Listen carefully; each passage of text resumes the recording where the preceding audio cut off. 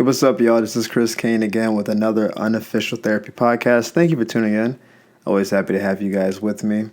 We're going to keep this one a little bit short and tight today because it's late and I want to sleep. But I still want to talk to y'all. So we're going to try to hedge our bets a little bit. So today's podcast is about knowledge. And knowledge is kind of a fickle concept because people confuse belief with knowledge. And those two aren't the same, right? Knowledge is what you know. Belief is what you believe to know, right? So if you want to do it as a shorthand, and a really good way to challenge whether you know something or not is if you would be willing to bet money on something you say.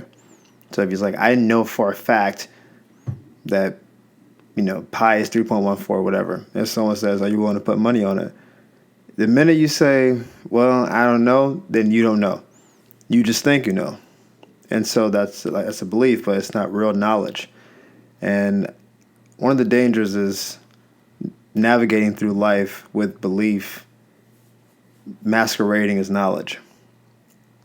Especially in this day and age, because you can know a lot of things. Like, most information is attainable. Yeah, there's some information buried, and there's some, sites out there that have some kind of BS attached to it and conspiracy stuff.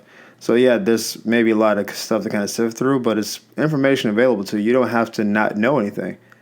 If you are a sports guy like I am, right? I get in sports debates all the time, and guys would just start throwing out facts, what they believe to be facts. Oh man, he never had this many points in a game, and you're like, yes, he did. In 1998, he did it against Boston or something. But when that person said what they said, they thought they were correct. Now, you could have challenged them and be like, really, he never did that? You want to put some money up? And then you watch I don't want to put the money up, but I'm sure. You can't, it's not sure. You can't be sure if you don't know for real.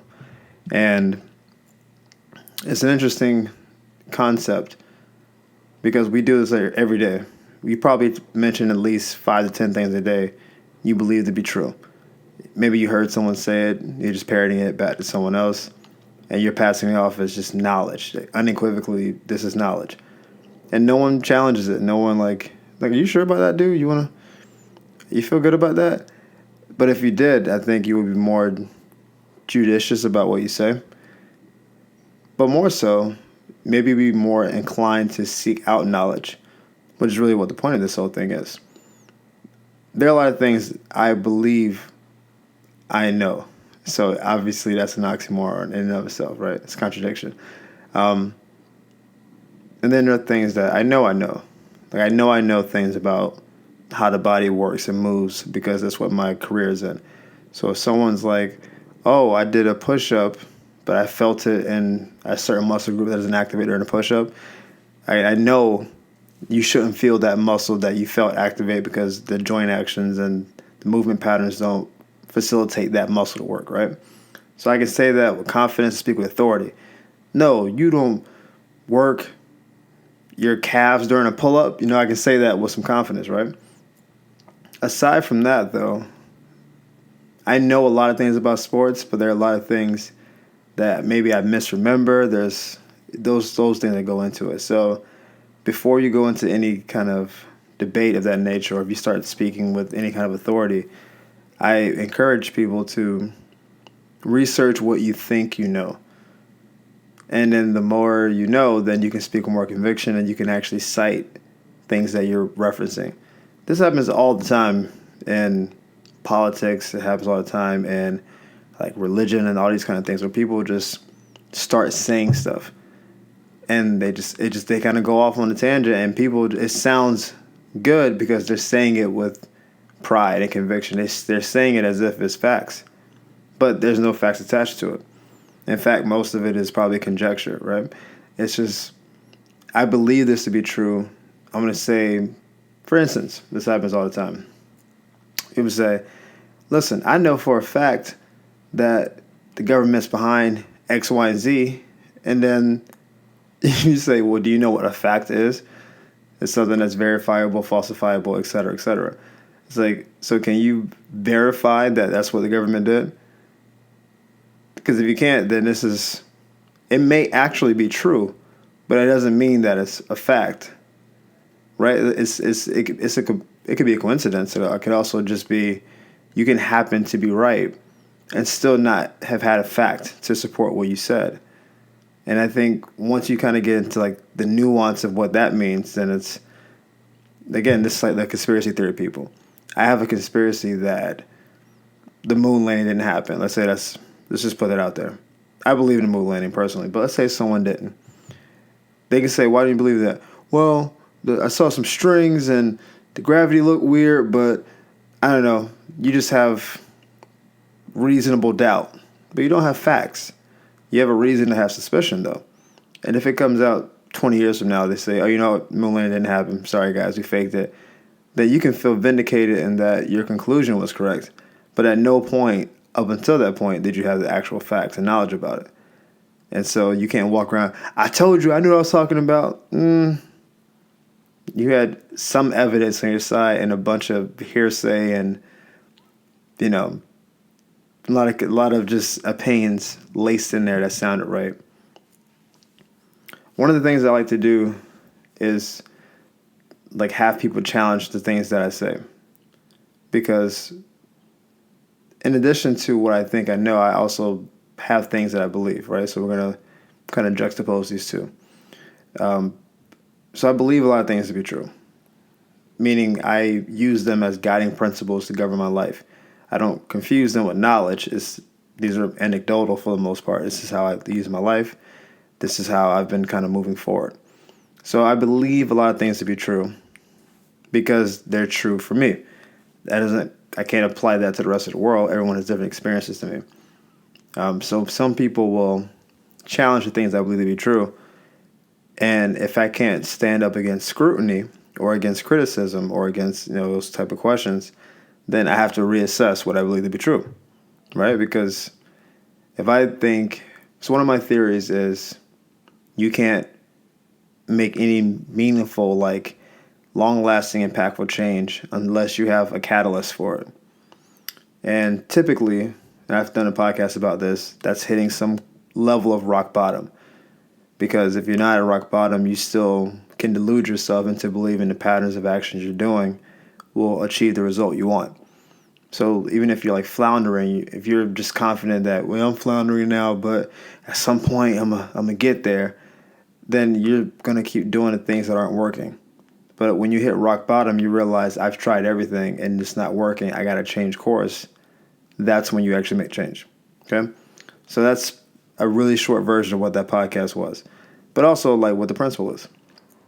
I believe that to be true, and this is based mostly on my experience as a trainer and my work in college and et cetera, et cetera. And it's played out like that for the most part in my career. Now, someone can come to me and say, what about when you just wake up one morning and just cut your hair off? Or, you just do something on a whim. And I get that, like that people do that, obviously. But there was a thought and there was a feeling behind that was a catalyst for it. I don't believe cutting your hair off is as drastic as I'm going to stop smoking or I'm going to stop drinking or I'm going to get in the gym and not fall victim to diabetes like my whole family has. I don't think those are equitable. Like I don't think they're not the same. There's levels to this, not equivalent. So you can do things on a whim. You can obviously do something just random, but I don't think it's the same as I think I'm going to go back to school and at 45 after your kids graduated, because probably for 18 years you want to go back, but your money had to be locked up with your kids. And you finally got to 45 and you were like, I'm not where I want to be in my career. I always wanted to do a certain thing, but my kids held me back. Now they're out of the picture. I have no excuses. Now I want to do it. I don't think you just decide on a Tuesday afternoon drinking them fucking mimosa for brunch. All right, yeah, college. Like, I don't think it not if it means something. Not if you're like changing careers, or not if you're trying to pursue some higher level. I don't think it happens like that. I obviously can be wrong. I'm sure people will cite examples that I am. This is what I believe to be true. But I like to have people challenge it because it makes me more hunkered in my resolve. And if there's flaws, then I can modify it a little bit. This has happened numerous times in regards to women because I have a whole lot of theories on women that I haven't really gotten into with you guys. I've really talked about the 1 in 100 principle, which I believe is absolutely true for me. And again, for me, I think it's true. And briefly, if you haven't heard that podcast, essentially the theory is the person that's your soulmate or the person you're, quote unquote, destined to be with. If they're in the room, let's say it's a woman because I like women. If it's 100 women in the room, the one woman that's your soulmate that you're destined to be with is the one that stands out amongst the crowd. And it's not about beauty. It's not necessarily about a look. It's just an energy. You see them and everyone else is kind of irrelevant. You can appreciate, oh, there's other beautiful women in the room. Oh, that's a blonde. I like blondes, or typically I do, whatever. But this one is the one. I don't need the 99. I don't need them. And if that's what you feel, then you're less likely to, I think, stray when you get into like a deep relationship or marriage or whatever. Like we've all seen those couples where they just seem to fit like a puzzle piece. And it's not that they're stronger than the rest of us. They don't have temptations and all that. It's just what I got works for me as well as anything I think could work for me. Could my husband be in better shape? Probably, but he's an amazing father or provider. Could my girl, not annoy me at various points? Probably, but everything else she does is tremendous. She holds me down. She's my rock. She's my spine.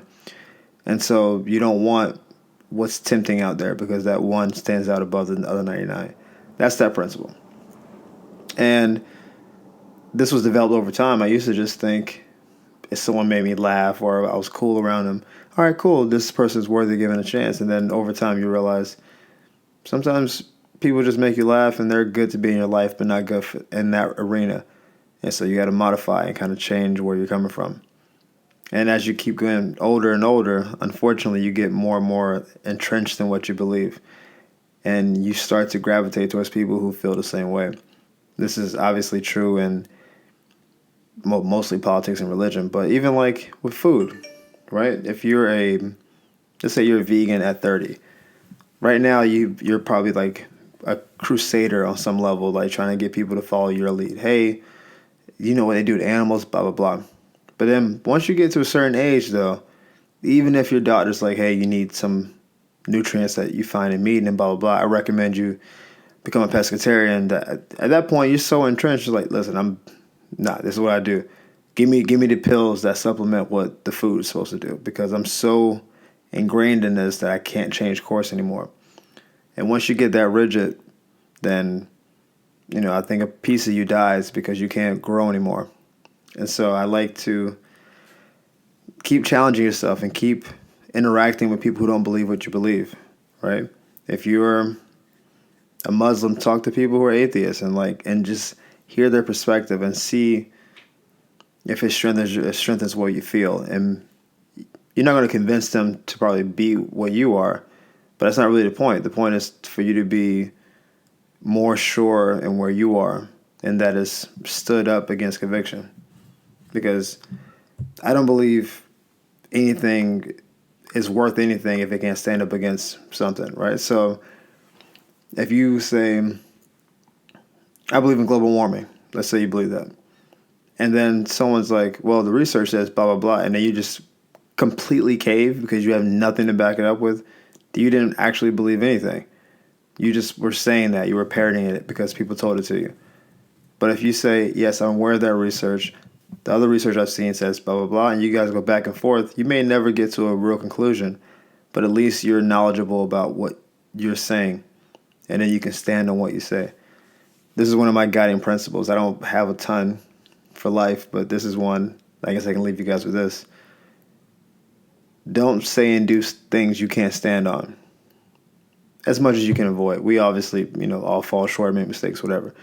But as a general rule, whatever you do things that you can stand on.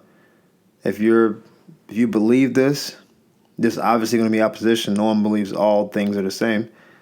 but you stand on it. I believe this for X, Y, and Z. It works for me. It may not work for you. We can talk about it, but you're not going to move me off this rock for the most part unless you make an unbelievably compelling argument. And even then, it's going to just move me to a different rock. But that's what it is. Like, I stand on what I say. Don't get caught out here saying and doing things and then under scrutiny say, I don't know why I did it, or I just thought it was cool.